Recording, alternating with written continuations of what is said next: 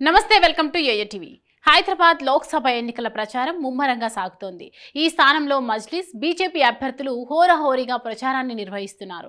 లోక్సభ ఎన్నికల నేపథ్యంలో అభ్యర్థుల మధ్య మాటల తూటాలు పేలుతున్నాయి। విమర్శలకు ప్రతి విమర్శలు, సవాళ్లకు ప్రతి సవాళ్లతో ఎన్నికల ప్రచారం మరింత వేడెక్కుతోంది। అయితే ఈ పరిస్థితి ప్రస్తుతం హైదరాబాద్ పార్లమెంట్ స్థానంలో ఎక్కువగా కనిపిస్తుంది।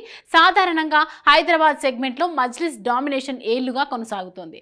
కాగా ఎన్నికల సమయంలో ప్రతిసారి ఇక్కడ ఎంఐఎం పార్టీ ఎలాంటి అభివృద్ధి చేయలేదని, హైదరాబాద్లో అనేక సమస్యలు ఎక్కడివి అక్కడే ఉన్నాయని, మజ్లిస్ పార్టీకి ఓట్లు వేసినంత కాలం ఈ సమస్యలు ఈ ప్రాంత ప్రజలను ఇలానే పీడిస్తాయని ప్రత్యర్థి పార్టీల నేతలు ఆరోపిస్తూ ఉంటారు। కానీ ఈసారి ఎన్నికల్లో మాత్రం ప్రత్యర్థులు గతానికి భిన్నంగా ప్రచారం చేస్తున్నారు।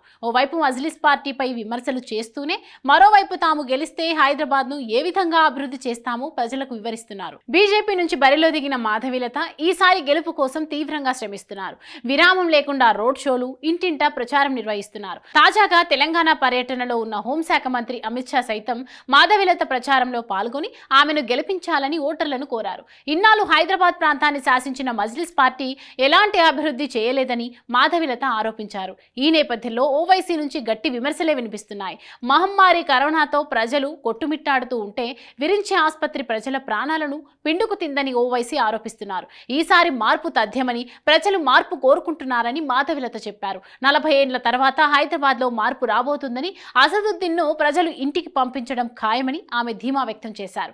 ఇరువురు ప్రచారం తీరు కూడా రాష్ట్ర వ్యాప్తంగా ఆసక్తిని రేకెత్తిస్తుంది।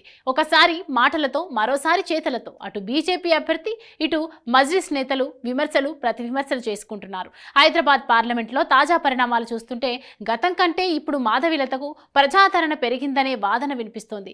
ఈ నేపథ్యంలో మాధవీలతను ఓడించేందుకు ఓవైసీ వ్యూహాలను సిద్ధం చేసుకుంటున్నారు।